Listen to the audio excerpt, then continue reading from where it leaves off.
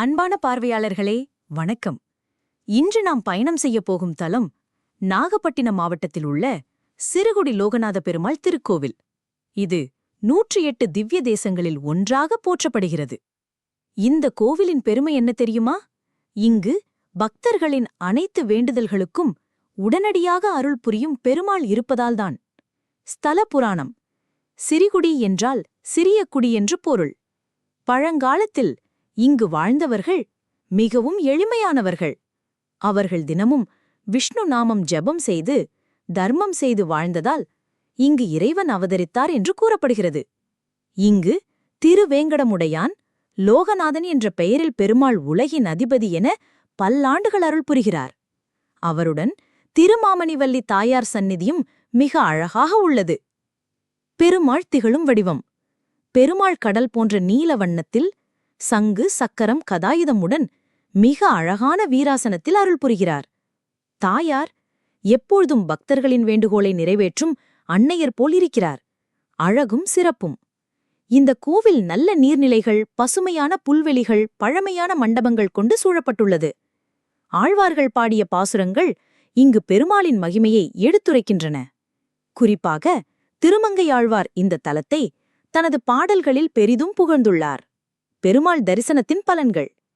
திருமண பாக்கியம் கிடைக்க வேண்டுபவர்கள், வாழ்க்கையில் முன்னேற்றம் வேண்டுபவர்கள், விளைச்சல், செல்வம், சுகம் வேண்டுபவர்கள் இங்கு லோகநாத பெருமாளை தரிசிக்க வேண்டும் என்று நம்பிக்கை.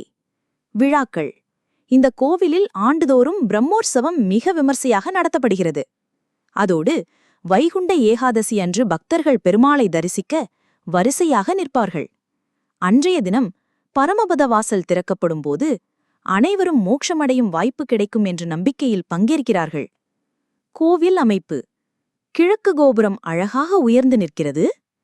உள்ளே நுழைந்தவுடன் திருமாமணிவல்லி தாயார் சந்நிதி, அதன் பின்னர் மூலவரான லோகநாத பெருமாள், அருகில் உப ஆலயங்கள், ஆஞ்சநேயர், ஆழ்வார் சந்நிதிகள் என ஒழுங்காக அமைக்கப்பட்டுள்ளன.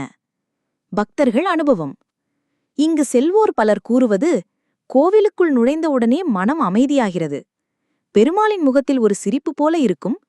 அது நம்முடைய கவலைகளை நீக்குகிறது என்று. எப்படி செல்வது?